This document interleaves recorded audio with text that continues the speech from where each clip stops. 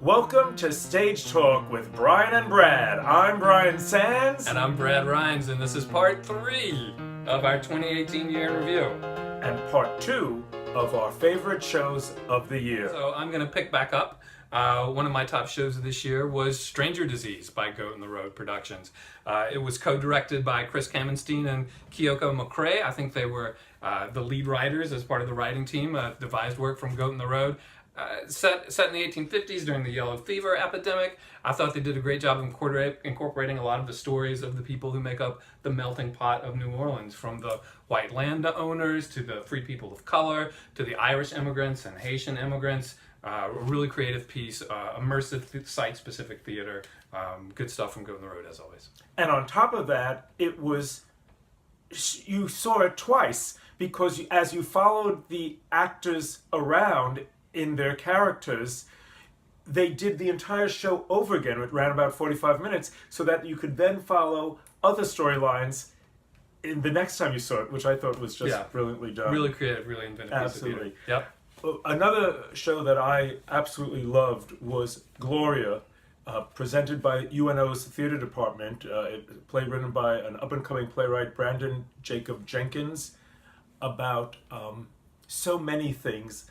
And I don't even want to spoil it for anyone who might see it in the future, because this was one of those shows where I knew nothing about it going in, and I was shocked at the end of Act 1 where something happened, and it was moving, it was interesting, wonderfully, brilliantly directed by David Hoover. A very memorable moment for me of this year. Great. My next pick is a little bit of a cheat. I'm going to go with Vieux Carré, which we saw 2 productions of this year. One was at Always Lounge during the Tennessee Williams Literary Festival, directed by Dennis Mann, and the other was by the Tennessee Williams Theater Company of New Orleans, directed by Bo Bratcher, at the Marigny Opera House.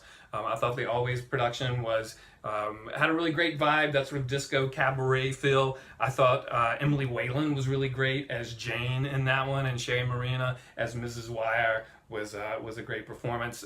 Very different performance at the Marigny Opera House, which was a little more of a traditional performance, focused more on the text, I thought. But again, some great performances. Tracy Collins as Mrs. Wires, that one, and Kyle Dagrapont as Nightingale, who I thought was really funny and really sweet. And I thought those 2 productions together really showed a full 360 view of that play.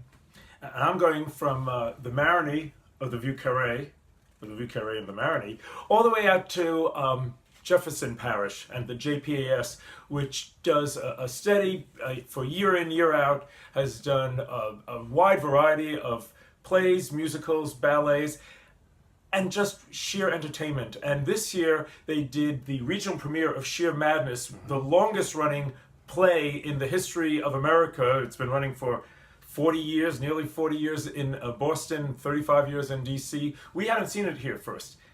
It's silly, it's wacky, but it was hysterically fun. The cast and director Christopher Shaw rewrote some of it to bring in all these local references, pure entertainment, as was their production of White Christmas, the old Irving Berlin chestnut.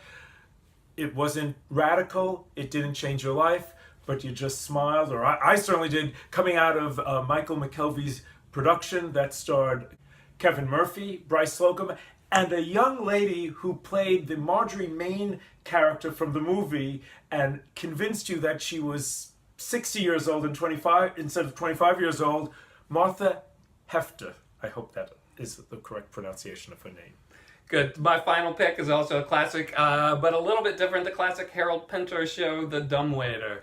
This one happened at the Fortress of Lushington, directed by John Green. It's a 2-hander. It starred Clint Johnson and James Bartell, and they switched roles every night. The night that I saw it, Clint Johnson was playing Ben and James Bartell was playing Gus. I wanted to go back and see it the other way around, but I didn't get a chance to. Directed by John Green, who's known for his physical comedy, and I think that really shone through in this production. I thought it was fun to see a thriller on stage as well. And for me, one of the most memorable moments of this year was the NOLA Project and the New Orleans Museum of Art's outdoor production of The Three Musketeers. It was a classic story, of course, but adapted by Pete McElligott. And I can't even mention any of the actors because the entire cast got that wonderful edge of playing it both straight and tongue-in-cheeky. Marc Routhier did a brilliant job of directing it. It was one of those evenings of theater that you just didn't want to end. And we'll wrap up by running down a few other favorites. I'll include the NOLA Project's The Pillow Man, which was a Halloween thriller. We saw a lot of great Christmas shows, Christmas Carol, Mandatory Merriment, The Santaland Diaries, The Mutilated. I think it's fun to see a Halloween show too. I would love to see more of those. Also, the NOLA Project did 2 shows. I didn't love the scripts, but I loved the casts in Men on Boats and The Revolutionists. Great to see a lot of strong women playing those roles. And the last thing that I'll mention, which was not a local production, but we both saw a show called What the Constitution Means to Me in New York. It's made every top 10 list that I've seen nationally, and I think it deserves a shout out here too. I certainly hope that we might see it someday here. Among the other shows that I look back on fondly here were Cripple Creek's production of Sueño, the adaptation of Calderon de Barca's Life is a Dream. Peter and the Starcatcher out in Slidell Little Theater. I've seen it before, but this was an especially wonderful production of it. A show that had a brief run in 2017, I got to see it this year, the Historical Musical Train Tour in City Park, a combination of a musical and a history lesson about City Park, where you were on the train, you stopped, you started, you had musical productions, absolute delight. A Doll's House at UNO, a brilliant production that made you realize why Ibsen still is important and holds true. A Doll's House Part 2, Lucas Nath's sequel to A Doll's House that starred Jessica Podwell, and as far as I was concerned, an even better production directed by M.A. Hayes than it was on Broadway. All is Calm at Noka Stage Company, a moving evening of songs that took you through the history of World War I from beginning to end of what it was like to be involved there. All the Way, again directed by M.A. Hayes at Southern Rep, about Lyndon Johnson, a dramatic evening about the civil rights movement back then. My Fair Lady, a classic that Michael McKelvey directed for Tulane Summer Lyric Theater. Always a pleasure to see a show like that so well done.